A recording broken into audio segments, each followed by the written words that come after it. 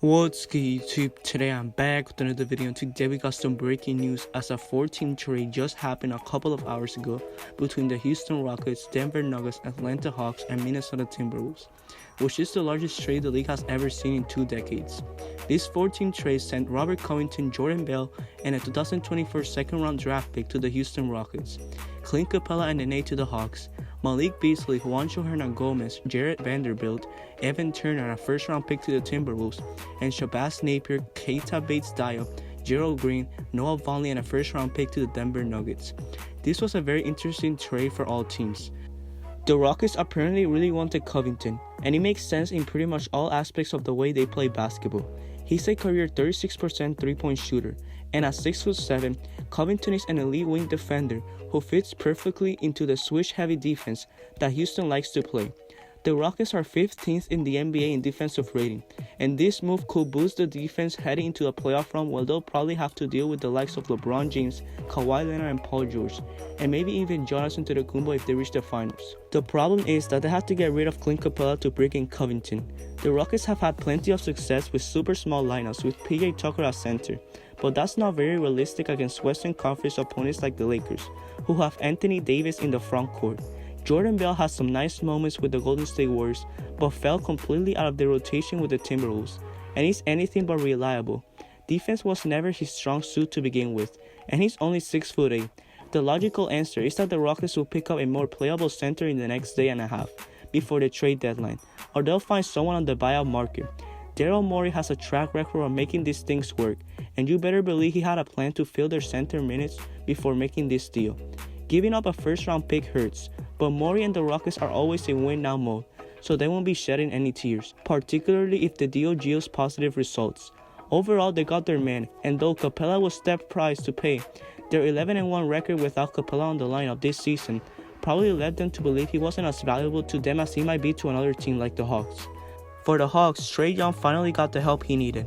You can say whatever you want between the fit of John Collins and CLINT CAPELA, but it was clear that the Hawks needed an upgrade on the defensive end, where they ranked 28th in the league with a 113.6 rating. They are also 21st in the NBA in defense around the rim. Capela is a solid rim protector who is agile enough to not get burned too badly on switches. He definitely fills an immediate need. It's also fun to think about Trae Young's slot passes going to CLINT CAPELA, one of the best rim runners in the NBA, instead of Damian Jones or Alex Len. The Hawks gave up the 2020 next first-round pick in what is widely considered to be a bad draft, so they're probably not sweating that too much. Basically, they got a first-round talent in the 25-year-old CLINT CAPELA, and that seems to be worth the price. For the Minnesota Timberwolves, this was a very interesting move for them. Covington was one of the hottest candidates of this trade season, and the asking price reportedly was 2 first-round picks. The Wolves didn't get that, but they got 1 and 2 potential rotation players in Malik Beasley and Juancho Hernan-Gomez, both of whom are restricted free agents this offseason. If they end up being part of Minnesota's future plans, great. If not, they can let them go in the summer and move on with their first-round pick. Vanderbilt also has some potential untapped upside.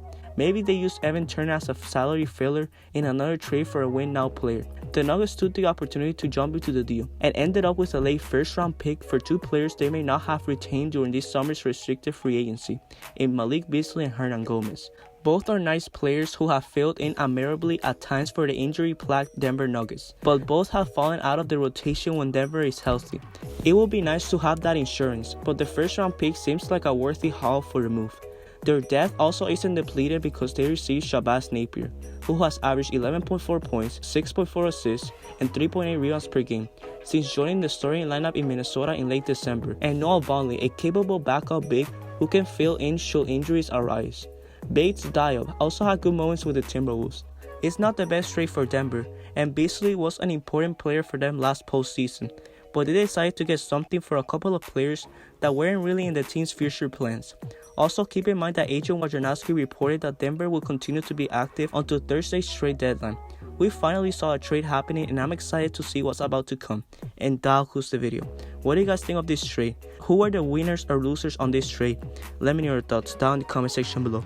If you enjoyed this video, be sure to leave a like, subscribe for new, and click the bell to get notified of my future videos. I hope you're having a great day. Peace out.